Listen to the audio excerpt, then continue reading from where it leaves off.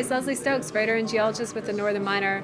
I'm downtown Vancouver today at the Sprott conference with Mining Clips, doing some videos, and I found Joe Mazumdar from Exploration Insights. Hi, Joe. How's it going, Leslie? Good, very well. How are you? All right. Excellent. Thanks for joining us today. No problem. I know I missed you at the Metal Writers Conference a month ago or so, and Bart was telling me that you've been traveling a lot lately, visiting a lot of greenfield sorts of projects internationally. Can you tell me, where have you been? So I'd never been to Mongolia, but I went to Mongolia twice, looking at a copper project and a gold project. So we were looking there. Geopolitically, it's probably our riskiest jurisdiction right now because we've already sold a company with assets in the DRC, and we sold a company with assets in Turkey.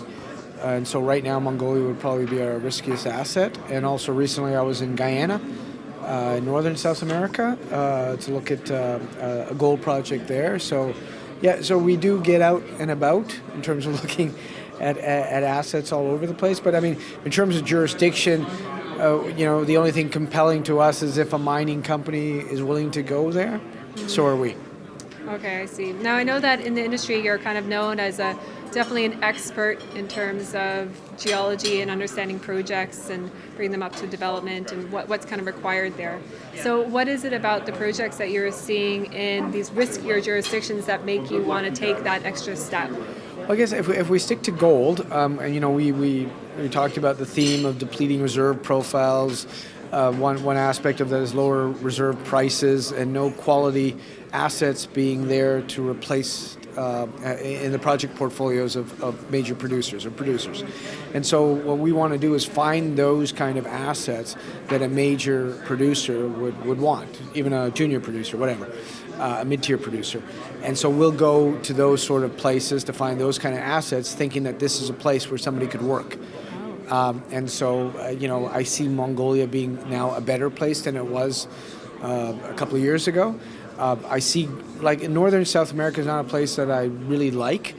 Really, I don't like the jungle. But in terms of infrastructure, it's not great. It's hard access. But two of the few projects that were built over the last 3 years in a time of no financing and no interest were built in northern South America, Newmont's Marion and Guyana Goldfields Aurora project. So that sort of pricked my ears in terms of looking at this area. And then one of the companies we got into, one of the few joint ventures Barrick has globally is with this company in Guyana. And so that piqued our interest because, okay, these companies are willing to go to these places because there's few places they could go to, and there's a place here that they've already had a mine permitted, they're developing, and now they're producing, so the system works. So let's find something there. But these are big programs that'll take a few years to pan out, but the major is willing to invest in the junior to do it, and that's one aspect that we see is because they're not doing the grassroots exploration, now they're counting on the juniors to do it.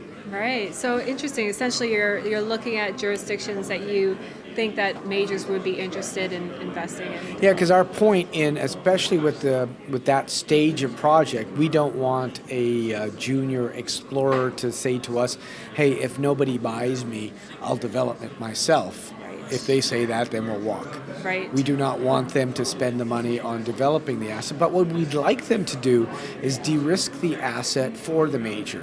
So if the major is worried about metallurgy, do some metallurgy early and give them that data. Right. Even though the market's not asking for it, they'll be asking for it. And you can see the juniors that understand that because they're trying to answer their questions because their exit is the same as our exit, which is a takeout.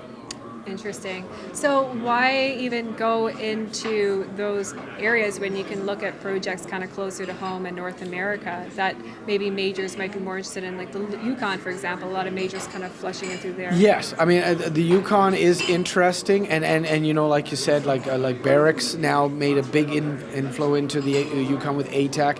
Newmont's looking at the Yukon with, I think, Klondike gold. No, we are looking at those, but the valuations are a bit different. Okay. And so we're not only want the asset, but we want to make money on the equity.